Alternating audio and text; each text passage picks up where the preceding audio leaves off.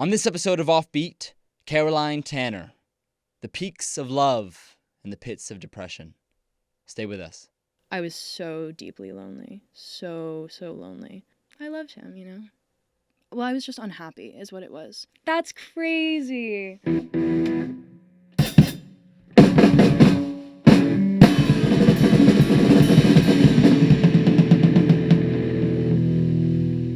OffBeat! The show about getting weird with weirdos. Nerds, the best kind of human. Every week, we talk to a star, an NYU student musician who's cool as, man!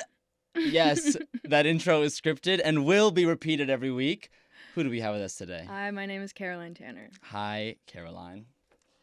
How would you introduce yourself to your new friend's grandfather? I'm the grandfather. Caroline, it's nice to meet you. I've heard so much about you. Hi, new friend's grandfather. It's really nice to meet you, too. I'm from Northampton, Massachusetts. It's a small town in Western Mass that I think most people would consider rural, but I do not consider rural at all, having gone to school in Midwest Ohio for 2 years, which is like truly rural. If you look up Lesbianville, USA, what pops up is Northampton, because there's a women's college. No. I don't know if it's currently, I don't know if the Where did stat that name is true. come from? It's because at one point, maybe still, Northampton has or had the highest population of lesbians per capita in the country. What? Hence Lesbianville, USA. Whoa. Yeah.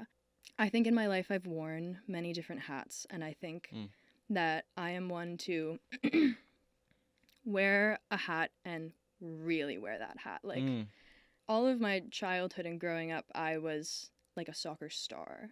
This is one thing where I will be like really I'm just going to say it, I was really, really good. I played at a really high level, and it was everything. It was the entire world to me. Like, I got all the way through high school, not even considering the fact that I needed to have something outside of soccer in case soccer didn't work out. So then I get into high school, and it suddenly becomes all about, like, oh, where are you going to go to college? Like, oh, this girl's better than you. You got to step on your own teammates' heels and everything to get ahead. And I just reached this point in my, like, own personhood where I was so competitive to a fault that I just got, like, really mean. I found myself, well, I was just unhappy is what it was. I would get really anxious anytime I stepped foot on the field. Because I felt like the entire world was on my shoulders. And if we lost a game, it felt like it was entirely my fault and everything was going to crumble beneath my feet. So I just put so much pressure on myself, and it ruined the game for me, and it made me show up with my teammates and with my friends in this way that I look back on now, and I have a lot of empathy for that side of me because I was having a really hard time. But I look back on it now, and like the things I would have done differently, you know? That was a period in my life where I was really hard-headed and into like the star athlete kind of thing. And you were a star. I was a star, yeah. Freshman year, I scored 4 goals in 1 game. It was You won first team All-State. twice. How was Christopher Mogavero as a coach? That's crazy. That's so wild. He like just showed up on my Instagram threads yesterday, and I hadn't thought about him in years. Oh my God, Mogi. That's what we called him. He was my first coach that wasn't my dad. Previously, my dad had coached my like youth soccer and my club teams, and then there was Mogi. I think my dad reached a point where he knew that our relationship had to move past that, and it had to change in some ways. But so then I had Mogi. Mogi could be really, really silly at times, and Mogi could be really hard at times. He was definitely a proponent of tough love, which I do know is something that doesn't really work for me. And so that became the point where I just felt so scared being on the field that it like didn't feel safe anymore. I don't know. I think about every coach that I've had in relation to the way I would do it now. I took a gap year after high school, and I coached a youth soccer team. I coached 12-year-old girls. Whoa. And it was the best, like honestly one of the most healing experiences I've ever been through, because I had honestly had such a traumatic time at points in my soccer career, but it meant the entire world to me, and it honestly still does. Like, I miss that part of me so much, but I had the chance to coach like the little me, you know, and do the things that I wish I had seen in a coach. I had the chance to like be that for these little girls and like inspire them in that way, and that was really, really beautiful. But yeah. Should we talk about music? We can talk about music. There's a lot. Well, of course, I'm a musician. I make indie folk Americana music. I'm pretty heavily influenced by people like Wilco and Jason Isbell are some of my big ones. Can you tell me about how you go about writing a song?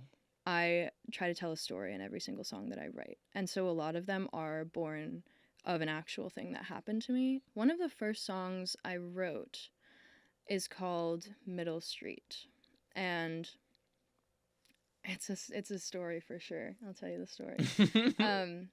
I, for the summer, was moving to Nashville because two of my best friends from home lived in Nashville. And these were guys I was in my first band with, actually. Yeah, UV Index? Yeah, UV Index. I hope this guy never sees this. One of the boys is my best friend's older brother. They lived a block away from me. Mm-hmm. I moved down there, and it's the whole like best friend's older brother thing, you know. He's a year older than me. It's like, are you like an older brother to me, or are you like my first love kind of thing? So then I get to Nashville, and we were all at this party one night. And obviously, like, there's alcohol involved and everything, you know? And everyone kind of starts dancing, and we kind of start, like, slow dancing and just, like, kind of lightly flirty touching, you know? Long story short, we leave together, and we confess our love for each other. Whoa. In very strong terms, such as, these are his words, you know, it's always been you, like, I've been waiting so long for this to happen, this kind of stuff. And we're like dancing on his porch and we're listening to music. And I'm like, wow, I have been waiting so long for this too. Like, this is beautiful. This is really going to happen. And then the next day, he takes it all back. He says, I don't like. In Nashville, there's this really fun event called Honky Tonk Tuesdays every Tuesday night, which is just, they bring in a couple bands and they play like old Western swing tunes and everyone two-steps, and it's the best night of the week. And it was probably Sunday or Saturday, and we were planning on going that week. And prior, he had been like kind of seeing this girl and was going to bring her, but then this happens between us. And I'm like, wow, this is fantastic. Like, bye, other girl, you know? But then we were in the car on the way over there, and out of the blue, he's just to go pick up his car. Out of the blue, he just says like, you know, let's call her like Sandra. He's like, I'm still gonna bring Sandra on Tuesday, and I'm like, what do you mean you're gonna bring Sandra on Tuesday? He just brings this up, like feeling super nervous about it, and definitely trying to make sure that you know that he said that. Yep. And he just like drops it, and he's like, and you should bring someone too, and I'm like, huh? Do you know what you said last night? Chris, I'm really confused. I don't understand. Like, you said these things last night, and now you're like, are you taking it back? And he was in brief terms like, yeah, I'm taking it back. And then I think he said it, and I think he freaked out, and I had no idea what to do, and I was just really, really scared. And Chris and Liam were really my only two people in Nashville at that point. And for God knows what reason, I decided to stay, and I had no one. And so I like was really, really deeply lonely, and that's when I started writing songs, actually. I don't know if it was to fill the void or something, or to feel like I was making something meaningful out of this time that felt so scary and meaningless. But yeah, one of the first songs that I wrote was called Middle Street. They lived on Middle Street in our hometown. What's the last line? Oh, it's so beautiful. It ends okay, yeah. Saying maybe one day when the time is right and she sees that look in your eyes, she'll run barefoot down the sidewalk to you. But nowhere in this world can the grass kiss her feet the way I wish you would kiss me under the moon over Middle Street.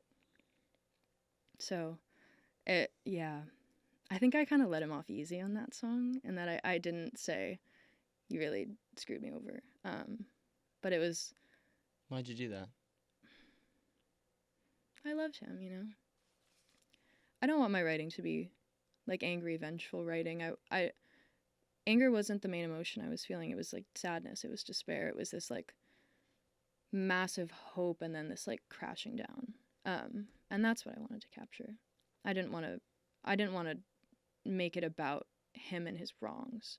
I wanted it to be about like my emotional journey throughout the whole thing. This story about Caroline's song Middle Street was so compelling that I was compelled to keep it in the episode. But listener beware. The following song is not Middle Street, but Tell Me, an equally spellbinding strain with a wrenching story to boot. Here it is, Caroline Tanner's Tell Me.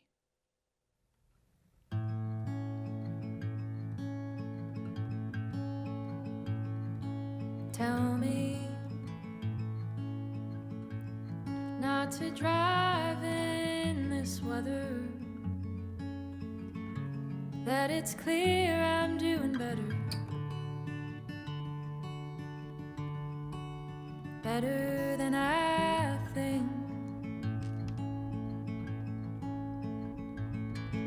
Tell me that the sun will rise tomorrow, that I'll find $1 million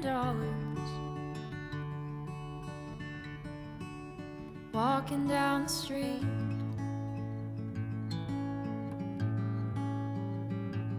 Cause I tell myself this body ain't my home, and I can't convince my mind it isn't true. Though I try to run away, I'm everywhere I go, searching for the words to get me through. So tell me that you love me, maybe that'll do.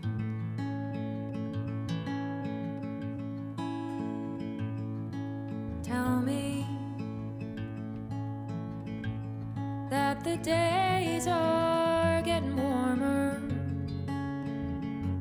that the road is always shorter than it seems.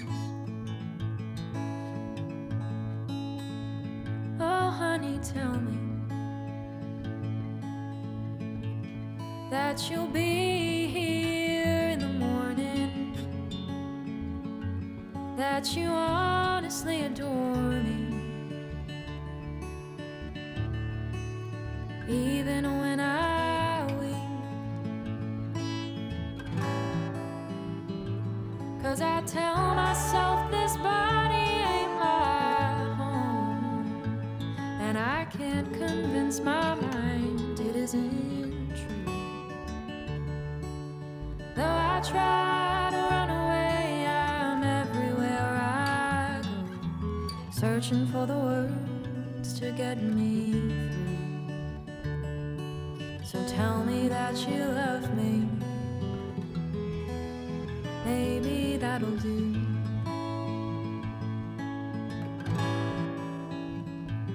So tell me that my eyes shine in the evening.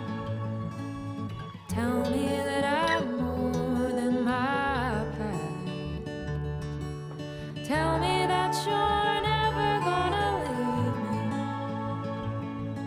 Tell me that this time it'll last. Tell me just enough to get me through. Tell me that you love me, maybe that'll do.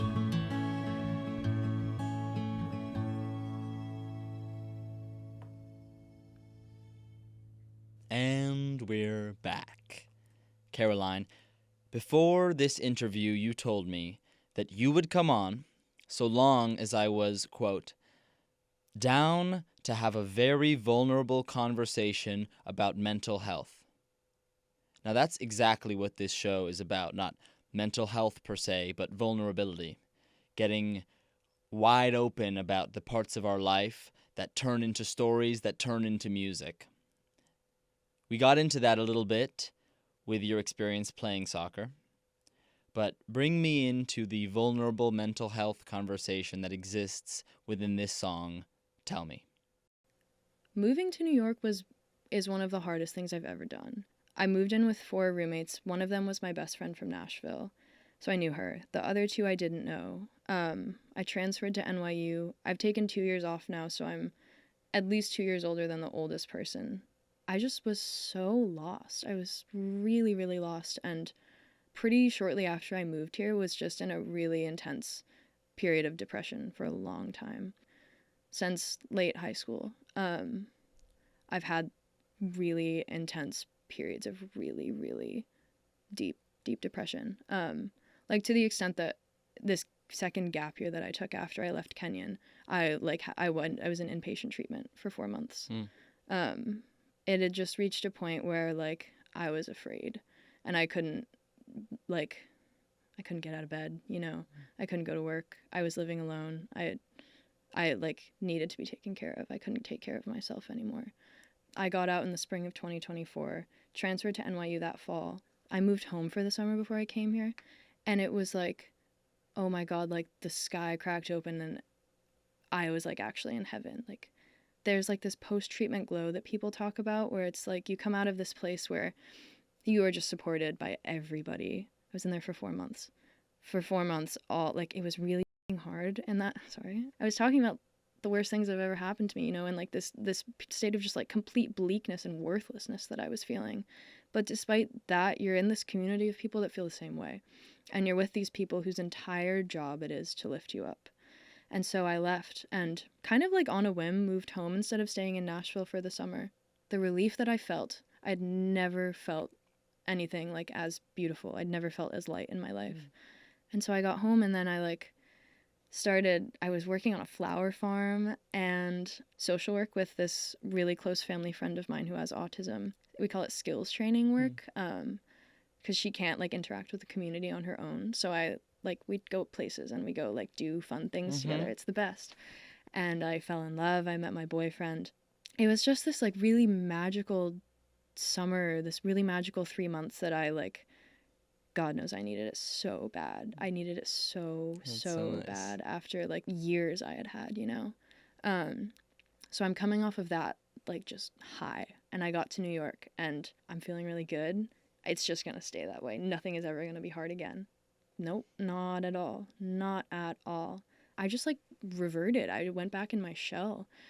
I didn't feel a thing. I would be in these situations. Like I could be sitting with someone like I'm sitting with you right now, and we could be having this like very emotional, vulnerable conversation, and I would be like, I just wouldn't feel anything. But you could sound like you are now. Quite introspective, quite passionate, and yet the feeling wouldn't actually be real. The feeling wouldn't be there. Yeah. There was nothing. I was feeling nothing. I was so deeply lonely. So lonely. I wrote this song kind of in the depths of it. But the thing that's hard about it is that I have these thoughts in my mind sometimes, and I'm like, I don't want to think that. Like, why would I say that to myself? There's no way I'm saying that to myself. And I think so much of it is like just internalized from other people. Like you hear someone say that to you once, and then suddenly it's their voice in your brain, and that's the voice that's telling you these things that are hurting you. And so the bulk of the song is me asking someone to tell me these reassuring things because I tell myself these really terrible things, trying to like compensate for that in some way, and like, well, I can't help myself right now, so I need you to help me. That's what, frankly, the song was a cry for help.